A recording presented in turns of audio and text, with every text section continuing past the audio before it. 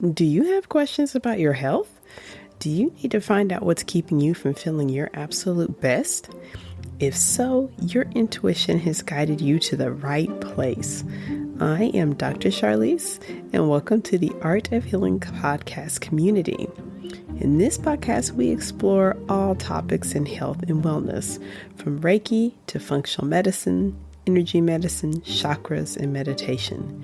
Join me every week for fresh new episodes that highlight healers, various healing modalities, and use this as your opportunity to find what healing works best for you. If you want to learn more about me, simply Google at Dr. Charlize. Enjoy.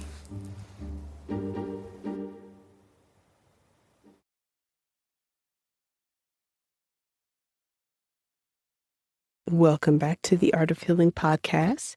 This is Dr. Charlize, and as always, I am so grateful for you joining me for this episode. Today's episode is part 2 of my interview with David Crowe. This is a part 2, and I'd recommend if you missed the previous episode, you go back and listen to that one just so you understand the full context. Dr. David Crowe is a specialist in Chinese, Tibetan, and Ayurvedic medicine and their spiritual lineages. He's a best-selling author of many books, including In Search of the Medicine, Buddha, A Himalayan Journey, Sacred Smokes, and Plants That Heal. And David joined us during this extra special episode to share his wisdom, as well as to tell us about his newest offerings, including his course, Illuminating Chakras. Enjoy.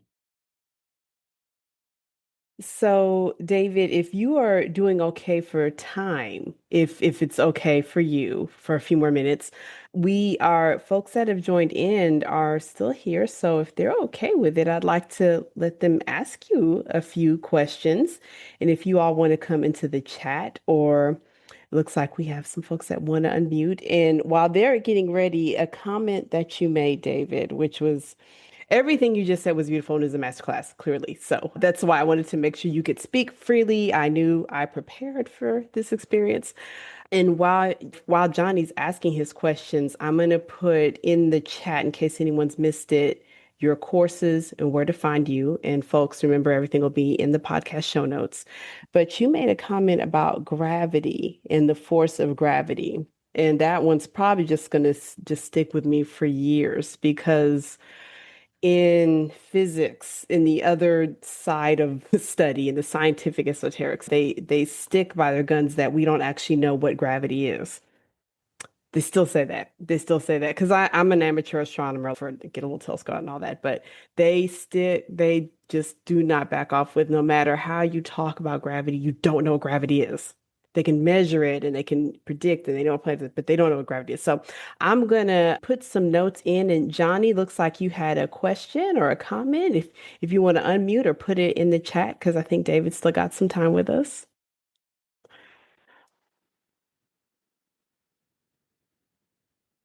Hello, David. Hello, Johnny. I'm Indian, so listening to a lot of this was quite interesting. The chakra thing, I mean, to me, what happened in India was Westerners spoiled it, because they came in with medicine, and medicine, you want to sell medicine, you've got to be able to physically show somebody what it is and how it affects the body. But the chakra system, as far as I'm aware, goes back thousands of years BC. And it wasn't called chakras. It wasn't, that word wasn't used. It was nadis. And nadis got translated into nerves, but it's not nerves, it's energy centers. And as you've mentioned, many systems around the world use their own energy centers, chi, etc. And them energy centers is what the chakras relate to, if you like, but someone's sort of summarized them into these points. But the chakras is just a kind of like, in a nutshell, let's just put them here, but it is all just energy body.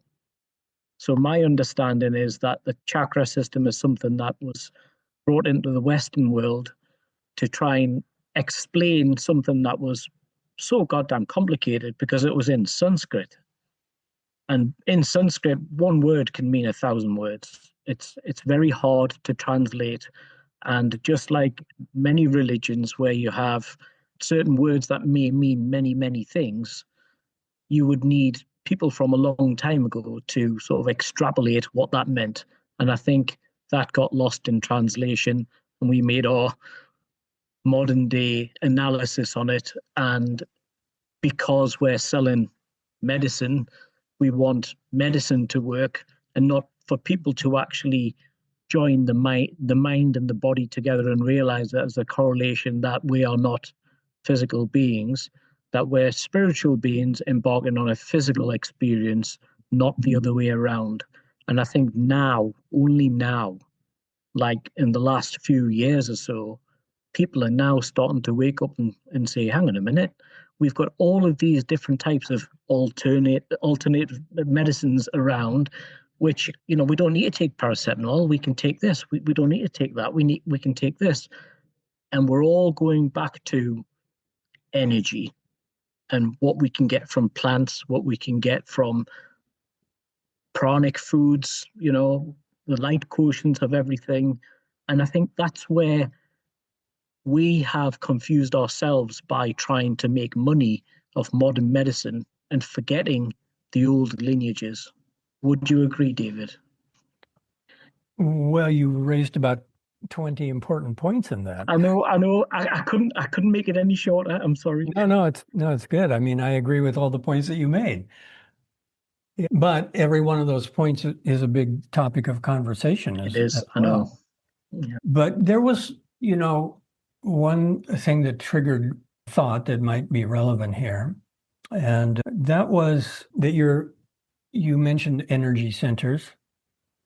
And I wanted to actually give an example of Taoist use of chakras because in the Taoist system, we find a really interesting interpretation of that word energy centers, that helps us to kind of synthesize this information a little bit more. It's a different way of understanding the chakras, and it's a physiological process of meditation also. And in Taoism, the chakras are not articulated as being seven, they are articulated as being three. And they are associated with major areas of the body, but they're called dantian. And dantian means energy field. Okay. That's what triggered my thought on this. Energy center in Taoism is energy field. And energy field is the place. The energy fields are the places of transformation.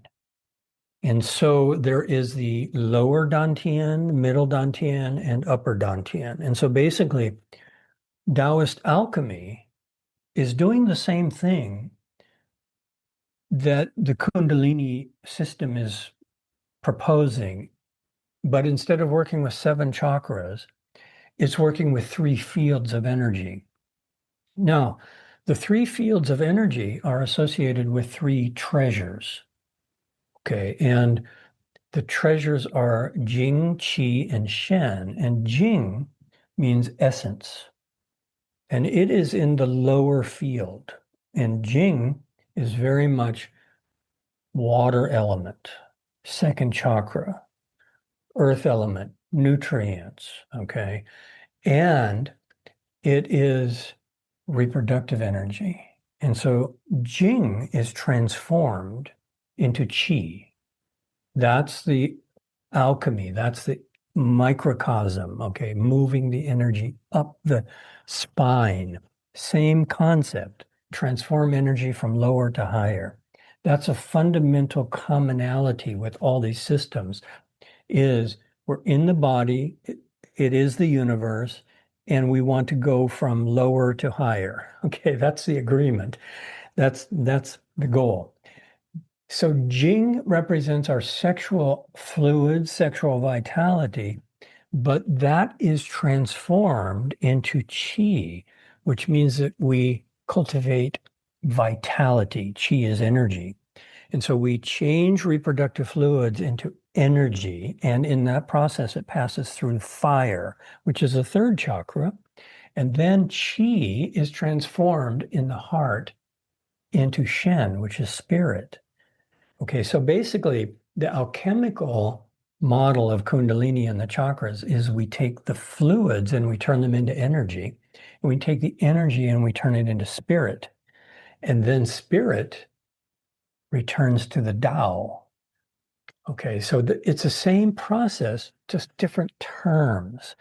But what actually happens in a meditation session? Well, there's all of these things like, we do the breathing and we raise the chi along the spine, and then we can swallow the saliva and the water goes down and it nourishes the fluid and it comes back up.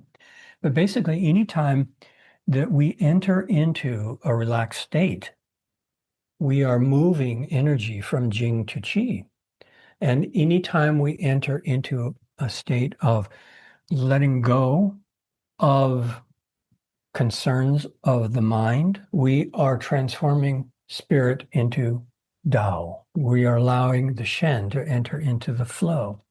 So all of these things represent processes that everyone can and does experience at a microcosmic level, but they also represent ultimate macrocosmic goals. So that was one thing that I thought of in response to your numerous points that you were elucidating there, and thank you. Okay, something came in on the chat. Should I start looking at the chat stuff here? Oh, no, you're good, David. I was just making sure that everyone knew where to find your courses, your Great. information, your links. I will be spreading as far and wide as I can. Thank you. I did, is you, some of your, just so much knowledge you shared with us. One thing that resonates with me is of the systems that you have studied and how you were able to integrate so much. This is millennium knowledge. You distilled it down to us in a way we could understand. Sometimes what I tell my own patients is that, of all these healing systems, tradition, American medicine, allopathic medicine, Western medicine is the youngest. It is the youngest of all these systems. And it's what I do for a living. And I tell folks this all the time that, of all of these healing systems, it's the one that's been around the least. It is very loud and assertive in the way that it's approached, but it's very much the youngest. So Tway is asking us if you don't mind sharing with us some of your offerings for students, and that would be lovely. And then also, if you wouldn't mind telling us about your private consultations, because I noticed you offer consultations for clinical level care and then for practitioners. Do you mind sharing that with us, David? I don't mind, and thank you for the opportunity. So the website is croweconsultations.com, and I have several things there. I offer some regular free events. We do some meditation practices periodically, have meditation gatherings, and those are generally well attended, and they're also recorded. So if you go to the events page, then you will see some of those free events that are recorded. And they are free lectures and they are free meditation practices and gatherings and so on. So that's one page. And then if you look at the link that you have put in here, Charlize, add to this, I have a number of courses that are archived. And this is only one place that I teach because, as you know, I also teach other places. The shiftnetwork.com is also another place. There's a number of courses archived there. And my work can be summed up into two fields. And this is based on how I learned classical Asian medicine. And that is, the first field is medicine, and the second field is the associated lineages of spiritual practices. So my work is really about reintegrating those two lineages because they were always inseparable. If we look at the practice of herbal medicine in Tibetan medicine, in Taoism, in Chinese medicine, originally they were closely entwined, closely connected to spiritual practices. And the reason for that is because spiritual practices potentize herbal medicine. We can find all kinds of examples of that. We can find that in the making of medicine or the consuming of medicine, it's always been associated everywhere in the world with sound of our voice.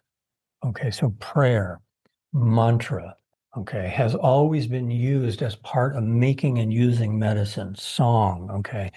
It's always been used. The vibration of the voice has always been integrated with herbal medicine. And we also find visualization, prayer, mindfulness, all of these kind of spiritual practices, they actually potentize herbs. And this is one of the things that I have been teaching very specifically, and I call it illuminated herbalism. It's basically integrating how to use meditation practice to potentize the effects of the herbs.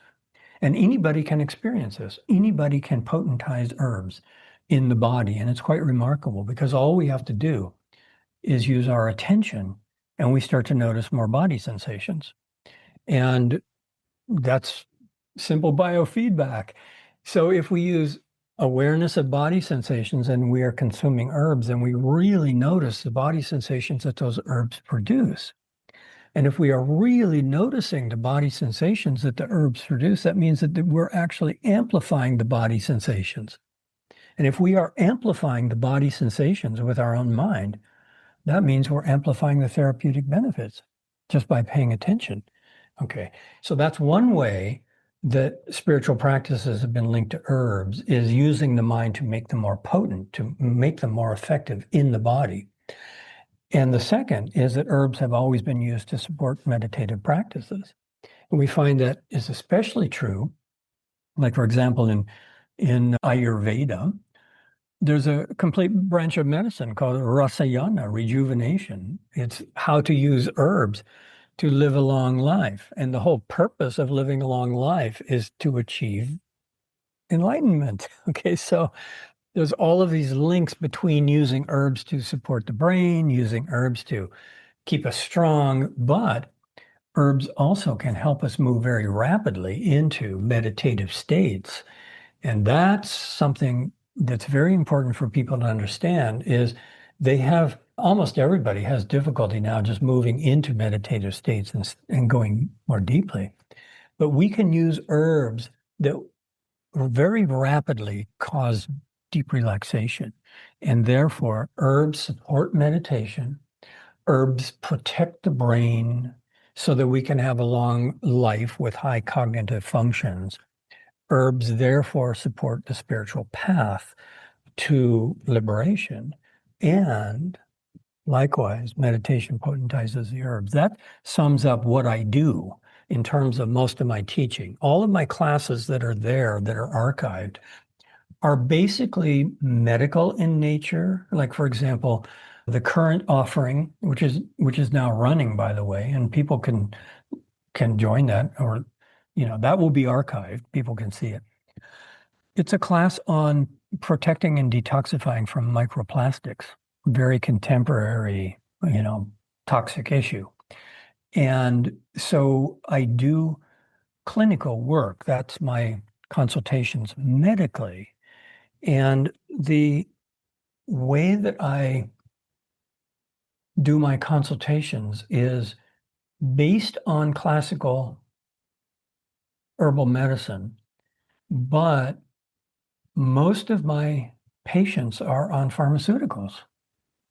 A high percentage of people have very complex metabolic disorders. And therefore, what my role as an herbalist is frequently how to help people navigate through integrating natural medicine with pharmaceutical medicine. And for a lot of people, they come to me because they want to get off their medications. They want to reduce their medications. They're in this very unpleasant situation where they can't stay on the medication for one reason or another. It's damaging the liver or it's not working anymore, but they can't stop it either because cholesterol is going to go too high. So this is kind of the modern pandemic that we have. The pandemic is closely connected to allopathic medicine. And I'm very pragmatic about all of this. And this is one of the reasons that people consult with me is that I also help people understand and sort out a lot of confusing information on the internet about natural products. And I guess you could say, kind of one of my subspecialties is helping people recover from excess detox and helping people recover from TikTok medicine. I'm sure you've seen a lot of this too. And that is that there's just so many ungrounded forms of dangerous advice that are being given. And I've seen cases where people have lost their gallbladders because of gallbladder flushes and things like that. And people have damaged their digestive systems through excessive purgation and cleansing and all of this. So I have seen the gallbladder flush, saw it a few times before someone told me what I was seeing, and just insane. And those patients did have their gallbladders removed. Yes, yeah. yes, I'd seen several of those gallbladder flushes, and finally a patient was brave enough to tell me what they'd done. I think, oh my goodness. Yeah. So I'm kind of I'm very much like you are in kind of several worlds at once, I mean, you're in allopathic medicine and you're in holistic thinking and you're in Mhm. spirituality and yoga, so I'm also kind of, straddling these different worlds. But when it comes to my consultations, that's a big part of what I do is I help people develop critical thinking about these things and navigate through the internet medicine. So I have the courses, they're archived. They're things like, course on improving digestive functions, and courses on herbal medicine and courses on meditation. So it's two things. It's basically these two lineages of traditional classical herbal medicine integrated with spiritual practices. So thank you for the opportunity to talk about that. That's what I do. So, David, it has been an honor and a pleasure to have you on with us. It will be so much to absorb from this episode, but for the listeners of this podcast, everything that David has shared with us, you'll find in your show notes. You'll also find in the emails that I'll send out once the podcast is live. David, is there any parting wisdom or words you'd like to leave with us listeners?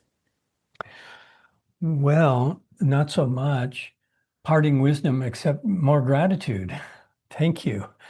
Thank you for the opportunity. I went on and on and on about, some of these historical teachings. I guess the only thing that I could add is that now these teachings are finally coming to us. And the more we study the translations that are coming out, the more amazing it is. So we can find the work of contemporary scholars now who are really translating the root texts. And that wasn't happening in the 1800s.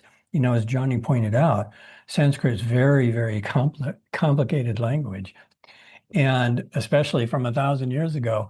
But now what's happening is that many of the root texts are being translated by very high level scholars. And so what we can say is that the ancient Dharma lineages are now actually starting to come to the West from qualified translators and scholars. And therefore, we have this vast resource of knowledge and teachings that are now coming. And the more we study it, the more we can understand classical medicine, the more we can understand contemporary chakra system. In other words, we're very fortunate now because we have access to all of these things. Chinese medicine is now fully available. Ayurvedic medicine is fully available. Tibetan medicine, African medicine, South American, Amazonian medicine. We're so fortunate to have all of these lineages coming to us now. But the only last piece of advice would be we have to study it deeply and be very careful about using it. Thank you so much for joining us. So much gratitude, David. Thank you Thank very you. Thank much. you so much. So, thank you so much for folks. I'm going to stay, so I actually don't have to be anywhere. David, you have given us over an hour of your time. So, if My you'd like pleasure. to My stay or pleasure. go, whichever works for you, but I like to stay present in case anyone has any extra questions. For listeners of the podcast, check your show notes, check your email from me for all of the details, as well as David's courses and his consultations. Thank you so much, David. And although this will conclude the podcast, I am still here. And David, stay as long as you like. This has been so much. I know the listeners will get it. They'll need to listen to these episodes a few times. That was a lot of wisdom, so much wisdom. All right. Well, I will just stay after the podcast long enough to say thank you again and again. And thank you to everybody who was here and to everybody listening in the future. So it's one of my favorite topics. I'm really glad that we could talk about it. Very important. It's very important. And the way you distill this not because these are concepts that are so difficult. But you've done this for yourself. Of course, comes easy for you. But as you were describing this, oh my goodness, I'm taking notes for myself. Yes, I'm the podcast producer and all that, but I'm actually taking notes because I'm like, there's so many layers. There's so many Yeah. layers to everything you shared with us. It's wow. You know, where this really came together for me at a whole new level was when I started delving into these older root texts, the scriptures that are now translated. I mean, I can't translate those, but there are many people who are now translating these things.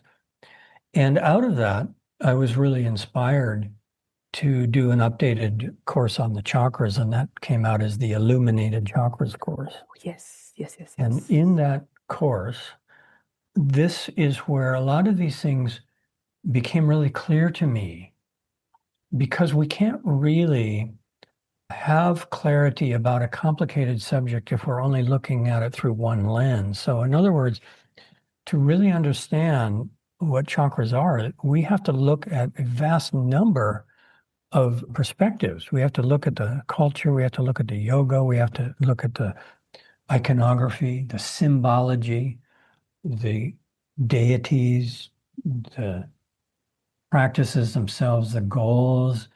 It is a very complicated subject that it's very difficult to see unless we study it from a lot of different perspectives. And so that is the course that really helped me to put together this big mandala of teachings and have some historical perspective and have some understanding of symbology, and also to be able to look at systems across different lineages also. That's very, very helpful to be able to understand that, oh, that's Taoist alchemy also. It's not just Kundalini yoga. That was a big breakthrough for me in understanding that it's there in Taoism and it's in this alchemical process. And all of a sudden, if we understand that it's this alchemical process in Taoism, suddenly we understand that Kundalini yoga is alchemy.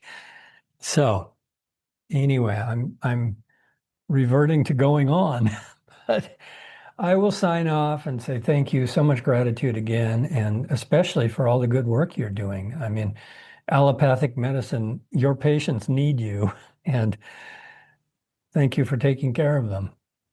Thank you so much, David. I'm sharing all of your courses. I'll be sharing everything with my community. But again, Wonderful. so much knowledge that you shared with us. And Wonderful. as a student, I get it. I knew to prepare. I tried to prepare myself as much as I could, but Mhm. definitely for the listeners of this podcast, you're leaving them with so many journeys will start with these words that you are used to saying. I know you've said these things thousands of times, but Right. this will launch many people on journeys that I can't imagine. So we are Thank so you. appreciative, David. Thank you. Which of my courses have you taken? So I took your course at the Shift Network. I think was it Ayurveda and aromatherapy? Oh, right, right. So Wonderful. yeah, I was just reflecting on that because I study those notes pretty frequently, and I actually go through. So I haven't actually really even finished it because about the time I get through a lesson, I need to go back through it. So for Mm. me, it was more for personal, but my role is I end up having someone's going to ask me, and so then I reference and they go, okay, let me go back and see what an expert says. But yeah, so it was that course, and then before I found you for the podcast. I was one of your customers at Floricopia. I don't know if we Yeah, can discuss Floricopia because I love nice. Thank you. I Thank love your you. company. Yeah. Thank So, you. yeah, is it okay if I share that with the listeners? Well, Floricopia is closed now. Is it close? Okay. Okay. Right. And Okay.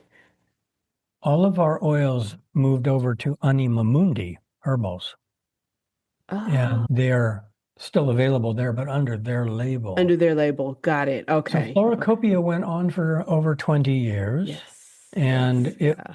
was innovative, one of the first green businesses in the natural products community. And it Yeah. took me all over the world working with plant people, agriculture, wild harvesters, distillers everywhere. It was a wonderful, wonderful company. I loved it also. And it was also very complicated. And it came time to close it. And that's why I created the Crowe consultation site. No, this is wonderful. No, this is absolutely wonderful. The a term I learned recently was green allopathy. Nice. Have you heard of that? I I like don't know that if you heard of term. that term. So I can't remember who I heard say this, but it's this practice of, I don't, I should maybe call it a practice, but it's a tendency to approach natural healing with an allopathic stance so that you start to use plant medicine sort of as a pill for an ill. I'm wondering, I bet that's a lot of your consultations or some that will gravitate towards you, sort of the using an herb or Right, an right. aromatherapy for this symptom or for that, that green allopathy, which in my practice, what ends up happening is I'll meet patients who are taking essentially like 20 herbal supplements, and they'll ask me to make sense of it. And Hmm. I have to reference them, which, I will be referencing them to you. Thank goodness I've got you as a resource now, because Thank I you. have to tell them, yes, I have some understanding, but if you're taking that many herbal supplements, I don't have any idea how they're interacting and what's happening in Right, your liver and your exactly. kidneys and your Exactly. energy, and so yeah, that green allopathy is happening in the Western medicine world. Patients that are wanting to be empowered, they want to step outside, but it's sort of the allopathic approach of it. So it's yeah, Right. yeah, Well, that term has positive and negative connotations. oh yeah. Okay? And the positive connotation is that people want natural alternatives, Mhm. but the negative connotation is that they're using plants in an allopathic way. Mhm. Now, Mhm. that's not necessarily bad if the plant works, Mhm. you see, but a real classic example is like curcumin. Mhm. And Well, and traditionally, I'll tell you, David, if they're talking to me, it's not working. That's okay, all terrible right. way to say it, but if they're with me, that means it's not working. Probably, yeah, yeah. That's no, no. It's Well, there are some things that can work in a real simplistic, symptomatic way like that. hmm But one of the things that I address in consultations over and over again is why these herbal products aren't working. Okay, because many times people come to me and they say, "Well, I've done this and this, and I still can't sleep. hmm I take the valerian and I still can't sleep, or I'm taking the Googaloo product and I still can't bring my cholesterol down." Well, that's the weakness of that model. Okay, is that herbs don't really work that way. You have to take more time and really look at the individual. And what you find then is some of this is just how the herbal industry developed. Like valerian was not ever regarded as a sleep herb historically. It was one of the things that it treated, but valerian was very, very different 100 years ago in herbal knowledge. The reason valerian became a sleep herb is because the natural products industry has to put their products on a specific shelf. Okay. And so they have to say, well, valerian, where does valerian go? Valerian goes on the sleep shelf. Okay. So that's a lot of allopathic herbology. It's all based on how the shelves are organized in the health food store, you see. Yeah. But many times that doesn't work for people. Sometimes it does, but many times it doesn't. And therefore, we have to go much deeper. And this is where we get into some of the real contradictions of how herbs work. For example, there are many people who can't sleep because they're exhausted. Okay. And therefore, the relaxing herbs don't work. What they need instead are the rejuvenative herbs because they're so depleted. All right. And so it's paradoxical, and people wouldn't think, well, if I took some American ginseng and I took some eleuthero, if I took some tonics and adaptogens, I could sleep better. But this is a real common problem, and this is well understood in Chinese and Ayurvedic medicine. And so what we find then is that some of the formulas for sleep are actually based on strengthening the body rather than calming it. So that's where holistic herbology works better than allopathic herbology. And that's why we need more education. That was my final comment, is let's learn this stuff, but let's be careful, because everybody wants to feel better. Everybody wants a simple solution.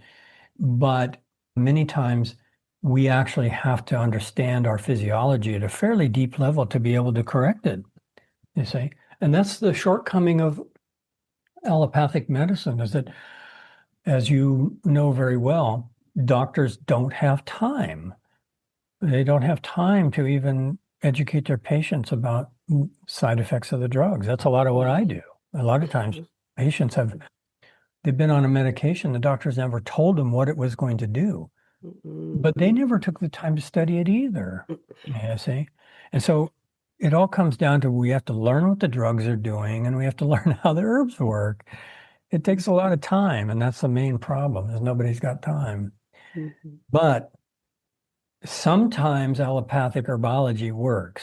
Many times it doesn't, and then the question arises, well, what else is happening? And that's why sometimes when people try sleep herbs, they don't work. Well, it's because of their blood sugar. They just need a cup of bone broth before they go to bed.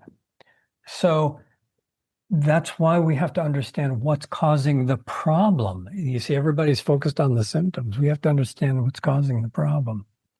Good example, good issue in herbology. So, David, again, thank you so much. I do not want to abuse your time. I so much Oh, appreciate you're you not at being all. on. Oh, good. Okay. I am here out of pure enjoyment. So thank you. Nice. All Thank you right. so much. But Thank you. I will let you sign off now. Okay. Well, no, I stay here till everyone's gone because I am the Nice. host. So I All am right. Well, here. I will say farewell and hope to see you in a future class. Keep up with your good work and take good care of yourself also, because your patients need you. So, Thank you, David. And I all was just right. going to tell you, I'll be enrolling probably in the illuminated chakras. So, because yeah, the education never ends. So, thank you All very right. much. Thank you. Take good care. Thank you.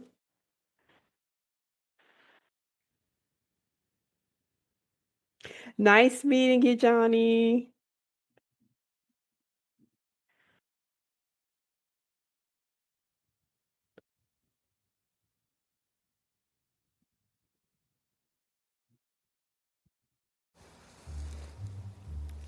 Thank you so much for joining during this episode of the Art of Healing podcast. If you found this episode helpful, please leave a review. Also, you can check your show notes to find out how to get a copy of this and future episodes emailed directly to your inbox, available to listen to anytime. Finally, if you have questions or wish to connect to me, check your show notes to find out how we can get connected and find out how I can be of service to you.